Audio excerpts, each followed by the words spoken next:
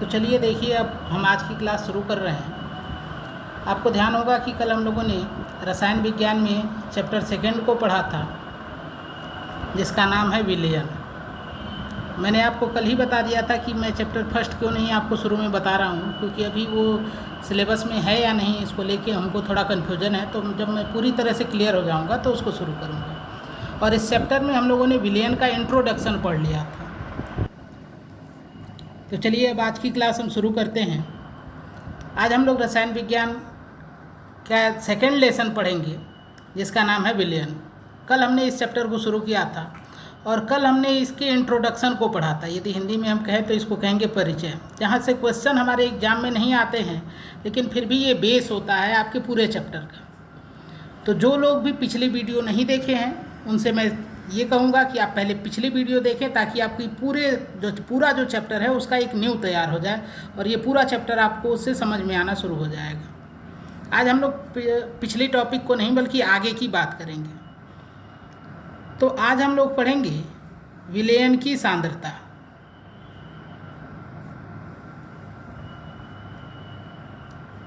आज हम लोगों की टॉपिक जो पहली टॉपिक है वो है विलयन की सांद्रता। यदि हम बात करें अपने पिछले क्लासेस में, मतलब आप 9-10 में पढ़ चुके हैं कि जैसे मान लीजिए कोई विलयन होता है तो किसी विलयन को आप तनु विलयन कहते हैं। आप नाम सुने होंगे, तनु विलयन कहते हैं। और कभी कभी नाम आप यूज करते हैं सांद्र विलयन। तो क्या होता है ये आज हम लोग सीखेंगे यहाँ पे, तनु विलयन क्या होता है और सांद्र विलयन क्या होता है। देखिए, यदि हम लोग बहुत ही सिंपल शब्दों में इसकी बात करें तो तनु विलयन को हम कह सकते हैं हल्का विलयन। बहुत ही मैं साइंस के बाहर आपको बता रहा हूँ ताकि आपको कोई कन्फ्यूजन ना हो, आपको डेली लाइफ से रिलेट हो जाए। तो इसको हम कहेंगे हल्का विलयन और सांद्र विलयन को हम कहेंगे गाढ़ा विलयन। लेकिन आप ये एग्जाम में लिख नहीं सकते हैं, मैं बस आपको समझने के लिए बता रहा हूँ आपकी भाषा में। जैसे मान लीजिए, अब हल्का विलयन और गाढ़ा विलयन मीन्स क्या है, इस बात को समझिए थोड़ा सा। जैसे मान लीजिए यहाँ पर हमने एक बीकर में यहाँ पे जल लिया। अब मान लीजिए इस जल में हम शुगर को डिजॉल्व कर रहे हैं, मतलब घोल रहे हैं। अब इसमें कितना शुगर मिलाना है ये हमारे टेस्ट पे है। यदि हम थोड़ा सा शुगर इसमें डिजॉल्व करते हैं तो एक हल्का सॉल्यूशन बनेगा, हल्का विलयन बनेगा, और इस विलयन को हम कह सकते हैं तनु विलयन। अगर मान लीजिए मैं थोड़ा ज़्यादा अमाउंट में बहुत सारा इसमें चीनी घोल दूँ तो एक गाढ़ा चीनी का विलयन बनेगा, और इसको हम विज्ञान में कहेंगे सांद्र विलयन। तो ये आपको समझ में आ गया तनु विलयन क्या होता है, सांद्र विलयन क्या होता है। इस क्लास में जो हम लोग बात करेंगे तो हम लोग तनु विलयन का शब्द नहीं यूज करेंगे, हम लोग सांद्र विलयन से ही काम चलाएंगे। अब देखिए यहाँ पर, जैसे एक बार जब हमने चीनी कम मिलाया था, यहाँ पे मैं लिख देता हूँ कि जब हमने शुगर को कम रखा था, यहाँ पे नीचे की तरफ तीर बना रहा हूँ, एरो मीन्स कम की मात्रा के लिए, और जब मैं ऊपर की तरफ बनाऊँगा तो ये अधिक के लिए। तो जब हम शुगर अधिक रख रहे हैं तो इसको हम कह रहे हैं सांद्र विलयन, और जब कम रख रहे थे इसको कह रहे हैं तनु विलयन। यहाँ पर इस क्लास में हम लोग जो यूज करेंगे नाम, वो ध्यान से आप समझ लीजिए। इसको हम कहेंगे अधिक सांद्र विलयन। क्यों अधिक सांद्र कह रहे हैं ये भी आपको समझ में आ जाएगा। और इसको हम कहेंगे तनु विलयन नहीं कहेंगे, बल्कि हम कहेंगे कम सांद्र विलयन। क्योंकि अभी मैंने आपको बताया सांद्र मीन्स या फिर सांद्रता मीन्स उसका गाढ़ापन। यहाँ पे इसका गाढ़ापन कम है क्योंकि आपने चीनी कम मिलाया है, इसलिए इसको कम सांद्र कहेंगे। हम तनु नहीं कहेंगे बल्कि क्या कहेंगे, कम सांद्र। और जब हम चीनी अधिक मिलाएंगे, यानी कि जब हम विलेय को अधिक रखेंगे, तो उस विलयन को कहेंगे अधिक सांद्र। तो अब आपको समझ में आ गया होगा कि विलयन की सांद्रता का अर्थ क्या है। तो यहाँ पे हम दो नाम यूज करेंगे कि विलयन की सांद्रता कम है या विलयन की सांद्रता अधिक है। यदि आप इसको परिभाषित करना चाहें तो आप छोटे क्लासेस में इसको पढ़े हैं, आपको यहाँ पे नहीं पढ़ना है, फिर भी मैं थोड़ा सा रिमाइंड आपको करा देता हूँ। तो आप क्या कहेंगे, इसको परिभाषा कैसे लिखेंगे सांद्रता की, तो आप लिखेंगे किसी निश्चित मात्रा के विलायक में उपस्थित विलेय की मात्रा को विलयन की सांद्रता कहते हैं। मात्रा को विलयन की सांद्रता कहते हैं। कई बार आप किसी बुक में देखेंगे तो यहाँ पे निश्चित मात्रा के जगह पे आपको लिखा रहता है 1 लीटर, मतलब 1 लीटर विलायक में। तो बात वही है, आप 1 लीटर निश्चित कर सकते हैं या फिर आप 100 ग्राम रख सकते हैं, यही दो करके परिभाषा दी गई रहती है। आप कहेंगे कि 100 ग्राम विलायक में उपस्थित विलेय की मात्रा को विलयन की सांद्रता कहते हैं, या फिर किसी किताब में आपको मिलेगा कि 1 लीटर विलायक में उपस्थित विलेय की मात्रा को विलयन की सांद्रता कहते हैं। तो इसलिए मैंने आपको कन्फ्यूजन न हो इसलिए मैंने लिख दिया किसी निश्चित मात्रा में। आप कोई भी मात्रा ले लीजिए, उसमें जितना विलेय होगा उसी को सांद्रता कहेंगे। जब विलेय की मात्रा कम होगी तो आप कहेंगे विलयन की सांद्रता कम है, और जब विलेय की मात्रा अधिक होगी तो आप कहेंगे विलयन की सांद्रता अधिक है। तो अभी तक हम लोगों ने बस सांद्रता का परिचय पढ़ा है। अब हम लोग जो शुरू करने जा रहे हैं ये आपके बोर्ड एग्जाम के लिए बहुत इंपॉर्टेंट है। अब हम लोग पढ़ेंगे विलयन की सांद्रता को व्यक्त करने की विधियाँ। विलयन की सांद्रता व्यक्त करने की विधियाँ। तो देखिए, किसी भी विलयन की सांद्रता को व्यक्त करने की अनेक विधियाँ होती हैं, जिसमें से हम लोग बस उतने को पढ़ेंगे, उन विधियों को पढ़ेंगे जो हमारे इस क्लास के सिलेबस में है। जो बच जाएंगी वो सब आपको अगले क्लास में मिलेंगी। जिसमें से पहली विधि हम लोग पढ़ेंगे द्रव्यमान प्रतिशत। बहुत ही इम्पॉर्टेंट अब आपका शुरू हो गया है चैप्टर। यहाँ से अब आपको न्यूमेरिकल क्वेश्चन भी मिलते रहेंगे। तो चलिए देखते हैं द्रव्यमान प्रतिशत को। तो द्रव्यमान प्रतिशत, सबसे पहले आप ये समझिए द्रव्यमान प्रतिशत है क्या। तो द्रव्यमान प्रतिशत एक विधि है, और इस विधि से आप किसी विलयन की सांद्रता को प्रदर्शित करेंगे। तो ये हमने समझा द्रव्यमान प्रतिशत क्या है। अब देखिए, आगे समझने के लिए आपको यहाँ पे एक फार्मूला याद रखना होगा द्रव्यमान प्रतिशत का। तो देखिए, मैं यहाँ पे लिख दे रहा हूँ, 60 में द्रव्यमान को ऐसे लिख दे रहा हूँ और प्रतिशत का चिन्ह बना दे रहा हूँ। तो ये हो गया द्रव्यमान प्रतिशत बराबर, मैं सूत्र लिख रहा हूँ, ये सूत्र आपको याद करना है। वैसे मैं आपको थोड़ा समझाऊँगा भी, जिससे आपको समझ में आ जाए, तो बिना आपको याद किए ही याद हो जाएगा। तो द्रव्यमान प्रतिशत बराबर हम लिखेंगे विलयन के किसी एक अवयव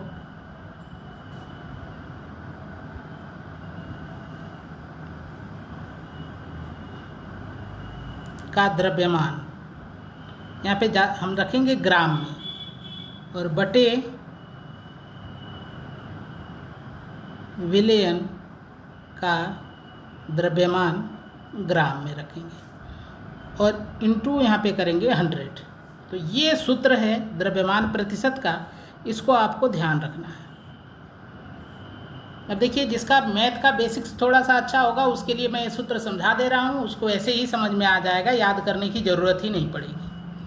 आप मैथ में प्रतिशत पढ़े हैं, तो प्रतिशत आप कैसे निकालते हैं। आप जो कुल अमाउंट जिसमें प्रतिशत निकालना होता है उसको हमेशा नीचे रखते हैं। जैसे मान लो आप अपने जो नंबर पाते हैं उसका प्रतिशत कैसे निकालते हैं। जैसे मान लो 600 में आपको 300 नंबर मिला, तो क्या करते हैं, आप नीचे 600 को रखते हैं, जितना आपको मिला है उसको ऊपर रखते हैं। मतलब कि आप एक हिस्से को ऊपर रखते हैं, कुल भाग जो होता है उसको नीचे रखते हैं, और प्रतिशत निकालने के लिए हमेशा उसमें 100 से गुणा किया जाता है। तो यहाँ नाम से ही आपको क्लियर है, जब द्रव्यमान प्रतिशत निकालना है किसके लिए, विलयन के लिए, तो क्या करेंगे, किसका निकालना है, जिसका निकालना है उसको ऊपर रख दीजिए, विलयन के उस अवयव को ऊपर रखिए जिसका द्रव्यमान प्रतिशत ज्ञात करना है, और नीचे हमेशा कुल अमाउंट रखना है। तो कुल अमाउंट में विलेय और विलायक, और विलेय और विलायक दोनों मिलाएंगे तो बन जाएगा विलयन, और प्रतिशत निकाल रहे हैं तो गुणे 100 तो लिखना ही होगा। तो ये है, ये बेसिक सा एक प्रतिशत का सूत्र है, जिसको आप समझ भी सकते हैं और याद भी कर सकते हैं। समझेंगे तो फिर कभी भूलेगा नहीं, आपको हमेशा याद रहेगा। अब देखिए, ये सूत्र यदि आपको ध्यान है तो यहाँ से आप पूरे कॉन्सेप्ट को लिख सकते हैं और समझ सकते हैं। जैसे यहाँ से हम परिभाषा लिखने की कोशिश करते हैं, तो देखिए परिभाषा लिखने से पहले हम देखते हैं कि परिभाषा हम लाएंगे कैसे। तो परिभाषा बनाने के लिए हम क्या कर रहे हैं, यहाँ पे मान ले रहे हैं। देखिए लिखते हैं, माना विलयन का द्रव्यमान 100 ग्राम है। ध्यान से समझिएगा। अब देखिए, इस फार्मूले में हम इस जो माने हैं इसको रखते हैं, तो सूत्र हमारे पास बन जाएगा अब द्रव्यमान प्रतिशत बराबर विलयन के किसी एक अवयव का द्रव्यमान, विलयन के एक अवयव को आप घटक भी लिख सकते हैं, तो मैं दोबारा घटक लिख दे रहा हूँ ताकि आपको दोनों नाम में से कन्फ्यूजन न हो। विलयन के एक घटक का द्रव्यमान ग्राम में, और नीचे आपको लिखना था विलयन का द्रव्यमान ग्राम में, लेकिन आपने मान लिया है विलयन का द्रव्यमान 100 ग्राम, तो इसलिए मैं नीचे लिख दूंगा 100। और आप देख रहे हैं यहाँ पे सूत्र में आगे 100 से गुणा है, तो ये मैं 100 लगा दिया। अब ये जो 100 है इस 100 से कट जाएगा, तो आपको क्या मिलेगा, ध्यान से देखिए, द्रव्यमान प्रतिशत बराबर विलेय के एक घटक का द्रव्यमान। अब देखिए, अब हम इससे कैसे परिभाषित करेंगे और ये कब मिल रहा है, आप देखिए कब मिल रहा है आपको। द्रव्यमान प्रतिशत बराबर विलेय के एक घटक का द्रव्यमान आपको प्राप्त कब हो रहा है, जब आप विलयन का द्रव्यमान 100 ग्राम रख रहे हैं तब। 100 को छोड़ के आप कुछ भी रखेंगे तो ऐसा अनुपात, आपको ऐसा संबंध नहीं मिलेगा। तो अब देखिए यहाँ से हम परिभाषित कैसे कर रहे हैं, ध्यान से समझिए। यदि विलयन का द्रव्यमान 100 ग्राम हो तो उस विलयन के किसी एक घटक के द्रव्यमान को ही उस घटक का द्रव्यमान प्रतिशत कहते हैं। देखिए, जब विलयन का द्रव्यमान 100 ग्राम रख रहे हैं तो विलयन के एक घटक का द्रव्यमान बराबर हो जा रहा है द्रव्यमान प्रतिशत के। तो वही मैं कह रहा हूँ कि यदि विलयन का द्रव्यमान 100 ग्राम हो तो विलयन के एक घटक का द्रव्यमान विलयन में उस घटक के द्रव्यमान प्रतिशत को प्रदर्शित करता है। आप इसको लिख सकते हैं परिभाषा खुद भी, लेकिन मैं यहाँ पे लिख भी दे रहा हूँ। तो हम ऐसे लिख सकते हैं यहाँ पर,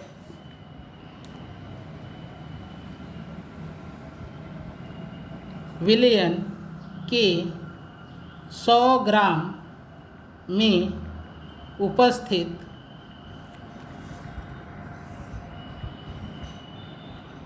किसी घटक के द्रव्यमान, यहाँ पे आपको द्रव्यमान रखना है ग्राम में, इसलिए ब्रैकेट में लिख दे रहा हूँ ग्राम। तो विलयन के 100 ग्राम में उपस्थित किसी घटक के द्रव्यमान को उस घटक का द्रव्यमान प्रतिशत कहते हैं। समझ में आ गया होगा आपको, एक बार और देखते हैं इसको। तो देखिए यहाँ पे लिखा है विलयन के 100 ग्राम में, तो 100 ग्राम रख रहे हैं, उसके बाद आपको मिल रहा है विलयन के एक घटक का द्रव्यमान बराबर द्रव्यमान प्रतिशत। तो इसलिए मैंने लिखा है जब 100 ग्राम विलयन होगा तो उसमें विलयन का जो एक घटक उपस्थित होगा उसका जो द्रव्यमान होगा वो उसके द्रव्यमान प्रतिशत के बराबर होगा। तो इस आधार पर ये परिभाषा लिखी गई है। कोई इतना भी कठिन नहीं है कि आपको बहुत ज़्यादा दिमाग लगेगा, ये छोटी बातें हैं आपके लिए, आप पहले से ही बहुत सारी ऐसी बातों को पढ़ चुके हैं। अच्छा देखिए, यहाँ पर बार बार मैं जो है यहाँ पे सूत्र लिख रहा था अभी पिछले पेज पे, तो मैं यहाँ पे लिख रहा था विलयन का एक अवयव, फिर मैंने लिखा विलयन का एक घटक। तो इसका अर्थ क्या है? तो इसका अर्थ ये है कि कभी आपसे कहा जाए कि आप बताइए विलेय का द्रव्यमान प्रतिशत, जब आपसे कहा जाए बताइए, आपसे लिख रहे हैं यहाँ पे थोड़ा सा अच्छे से, आपसे कभी कहा जाए कि बताइए विलेय का द्रव्यमान प्रतिशत, तो फार्मूले को आप थोड़ा सा चेंज कर लीजिएगा। ये द्रव्यमान प्रतिशत को मैंने ऐसे लिखा है, तो आप फार्मूले को चेंज कर लेंगे। जैसे ऊपर क्या रखना था आपको, विलयन के एक घटक का द्रव्यमान, तो जिसका द्रव्यमान प्रतिशत निकालना उसी घटक को आपको ऊपर रखना होगा। तो जैसे आपसे पूछा गया है कि आप बताओ विलेय के द्रव्यमान प्रतिशत के लिए सूत्र क्या होगा, तो ऊपर जो एक घटक है उसके जगह पर आप रखेंगे विलेय को, तो ऊपर हो जाएगा विलेय का द्रव्यमान और मात्रक आपको रखना है ग्राम, और बटे नीचे हमेशा रहेगा विलयन का द्रव्यमान, विलयन का द्रव्यमान ग्राम में, और प्रतिशत है तो गुणे 100 तो रहेगा ही। तो ये हो गया। इसी प्रकार यदि आपसे कोई कहे विलायक के द्रव्यमान प्रतिशत के लिए सूत्र लिखिए, तो विलायक का द्रव्यमान प्रतिशत जिसका निकालना हो उसको ऊपर रखेंगे। इस बार हम किसका निकालना है, विलायक का द्रव्यमान प्रतिशत निकालना है, तो ऊपर हम रख देंगे विलायक का द्रव्यमान, और बटे नीचे हमेशा रहेगा विलयन का द्रव्यमान, और द्रव्यमान को यहाँ पे आपको ग्राम में रखना है, आप ध्यान रखिएगा, और गुणे 100। तो इन दोनों को मिला के हम लोगों ने इस सूत्र को लिखा था। जैसे हमने यहाँ पे लिखा है विलयन के किसी एक अवयव का द्रव्यमान, तो किसी एक अवयव में आप ज़रूरत पड़ेगा तो यहाँ पे विलेय को रखेंगे, और या फिर आपको ज़रूरत होगा तो यहाँ पे आप विलायक को रखेंगे, और नीचे हमेशा आपको रखना है विलयन का द्रव्यमान ग्राम में, और गुणे 100 करेंगे तभी प्रतिशत कहलाएगा ये। तो ये हम लोगों ने पढ़ा परिभाषा द्रव्यमान प्रतिशत की। अब यहाँ से मैं एक इम्पॉर्टेंट पॉइंट आपको बताऊँगा, यहाँ पे नोट हेडिंग कर लीजिए आप। और मैं ये जो पॉइंट बता रहा हूँ ये बहुत ही इम्पॉर्टेंट है, इससे आपके न्यूमेरिकल क्वेश्चन लगेंगे, और जिसको ये पॉइंट नहीं समझ में आएगा वो इस चैप्टर का न्यूमेरिकल क्वेश्चन को नहीं लगा पाएगा। तो ध्यान से समझने की ज़रूरत है, बहुत ही आसान है लेकिन बहुत ध्यान देने की भी ज़रूरत है। जैसे मान लीजिए आपसे कोई कह दे 5% द्रव्यमान प्रतिशत वाला कोई विलयन है, द्रव्यमान प्रतिशत का विलयन लिख दीजिए, अच्छा लगेगा। तो 5% द्रव्यमान प्रतिशत का एक विलयन है, बस इतना ही कहा जा रहा है आपसे। तो यहाँ से आपको कुछ डाटा मिल रहा है, उसको ध्यान से समझिए कैसे यहाँ से आप डाटा निकालेंगे। जब कहा गया 5% द्रव्यमान प्रतिशत का विलयन, तो इसमें आपको सेंस लेना है कि इसमें जो मान लीजिए कि एक अवयव को मान लीजिए विलेय ले लेते हैं, तो विलेय का द्रव्यमान बराबर हो जाएगा 5 ग्राम और विलयन का द्रव्यमान हो जाएगा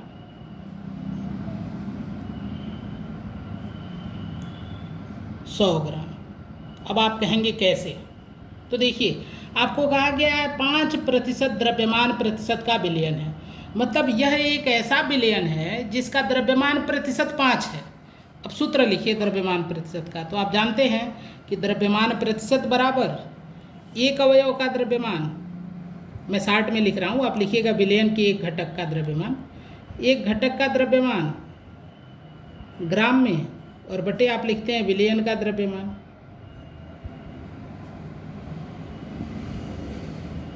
ग्राम में और गुणे 100 ऐसे लिखते हैं। अब देखिए आपको कहा गया 5% द्रव्यमान प्रतिशत का विलयन, मतलब यह एक ऐसा विलयन है जिसके द्रव्यमान प्रतिशत का मान है 5। तो आप बताइए कि इसका मान 5 कब आएगा, इस द्रव्यमान प्रतिशत का मान 5 कब आएगा? तो देखिए कब आएगा। यदि मैं एक घटक के द्रव्यमान की जगह पे 5 ग्राम रख दूं और विलयन के द्रव्यमान की जगह पे 100 ग्राम रख दूं, और देखिए यहाँ पे गुणे 100 तो है ही, तो ये 100 इस 100 से कट जाएगा तो मिलेगा 5 बराबर 5, यानी कि तब आ गया द्रव्यमान प्रतिशत 5। तो आप ध्यान से देखिए, यदि 5% द्रव्यमान प्रतिशत का विलयन है तो इसका अर्थ है कि यह एक ऐसा विलयन है जिसका द्रव्यमान प्रतिशत है 5, और द्रव्यमान प्रतिशत 5 तभी आएगा जब आप एक घटक का द्रव्यमान 5 माने और विलयन का द्रव्यमान 100 माने। ये मैं यहाँ पे आपको सॉल्व करके भी दिखा दिया। जैसे मान लीजिए आपसे कभी कहा जाए कि 10% द्रव्यमान प्रतिशत वाला विलयन, तो यहाँ से आपको तुरंत क्या समझ लेना है कि यह एक ऐसा विलयन होगा जिसमें विलेय का द्रव्यमान 10 ग्राम होगा और विलयन का द्रव्यमान 100 ग्राम होगा। क्योंकि अब देखिए, अब यहाँ पे आइडिया आप कैसे लगा लीजिए कि जितना द्रव्यमान प्रतिशत होगा उतना ही एक घटक का द्रव्यमान होगा, और वो तब होगा जब विलयन के द्रव्यमान को आप 100 ग्राम रखेंगे।